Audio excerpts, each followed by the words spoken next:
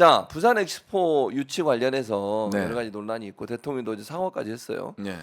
뭐 언론에서는 사실 그 PT 있을 때만 해도 얼마나 띄웠습니까? 아유, 그럼요. 마치 이길 것처럼. 네.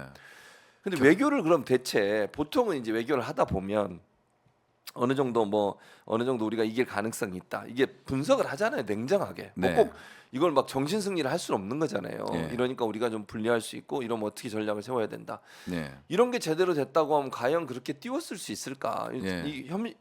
결과 자체가 너무 참담하잖아요. 예, 너무 이런, 참다. 이런 참담한 결과가 나올 게 예측됐다면 과연 그렇게 막 띄웠을까요, 우리가? 그건 아니라고 보여지는데. 예. 그러면 예상컨대 이미 우리나라에서는 정말 이길 수 있다고 생각을 한 건지 외교팀이 그게 궁금한데 부성차 박사 어떻게 보세요? 저는 그거는 불가능하다고 예, 예. 보여져요. 그러니까 이제 보고 과정에서 문제가 있었다. 예. 그래서 이 보고 과정에서 문제가 있거나 혹은 대통령실에서 음. 상당히 외교부의 보고서를 무시했을 가능성이 높다. 이게 수시로 올라가거든요.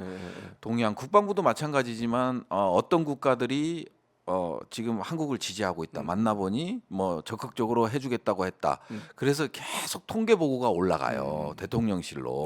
그건 어느 부서나 마찬가지거든요. 특히 외교와 관련돼서는 더 심하죠. 네. 하다못해 이제 88년 우리가 서울 올림픽 유치했을 당시에도 나고야하고 이제 붙었었잖아요. 예, 그래서. 경쟁을 했을 때도 계속해서 뒤처지고 있다. 그럼 여기서 어떤 전략을 구사해야 된다. 이런 것들이 누구를 만나야 된다. 이런 것들이 외교 라인에서 계속 수시 보고가 계속 올라가요.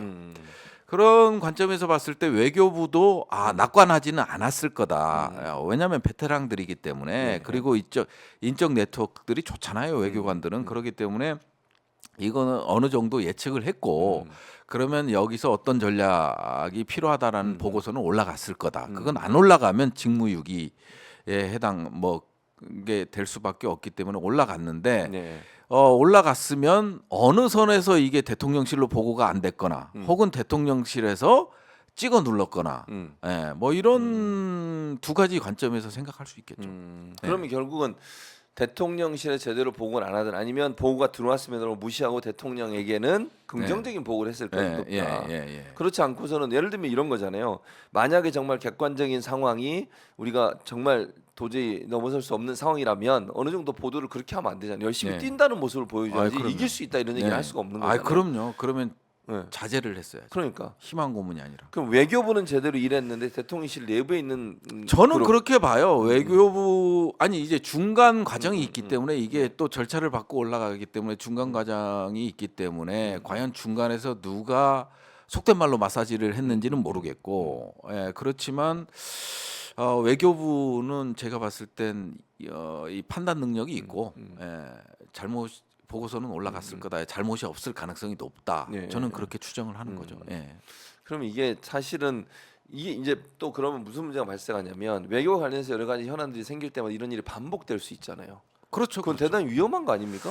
아니 뭐 지금 생각해 보면 네.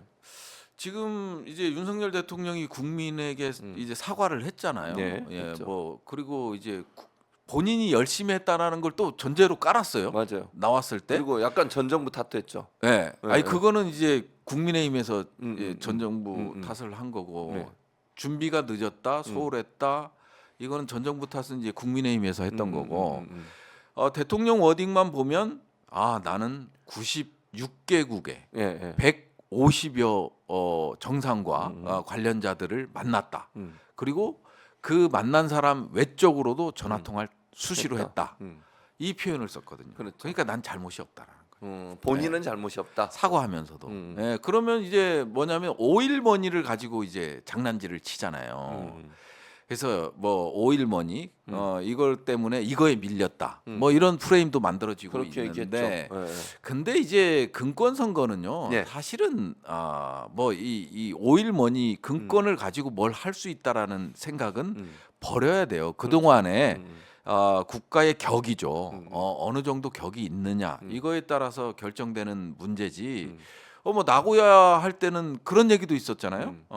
뭐냐면 고급 시계를 다 돌렸다. 그랬더니 이제 우리가 대응 방안으로 내세운 게 그 정성스러운 꽃다발 요런 걸로 우리가 맞대응을 했다든지 예, 예. 그래서 이제 돈의 문제가 아니고요. 이건 외교의 문제였던 것 같아요. 이거를 오일머니 하는 거는 그다음에 거기에 투표에 참여했던 이런 국가들을 무시하는 거거든요. 그렇죠. 또 외교적으로 또 문제가 될 소지가 많아요. 그러면 오일머니에서 내가 한국에서 사우디로 바꿨어? 이런 게 되니까 이건 또 외교적 결례이기 때문에 언론에서도 오일 머니 파워에 눌렸다. 이런 프레임은 안 만드는 게 좋은 것 같아요. 네.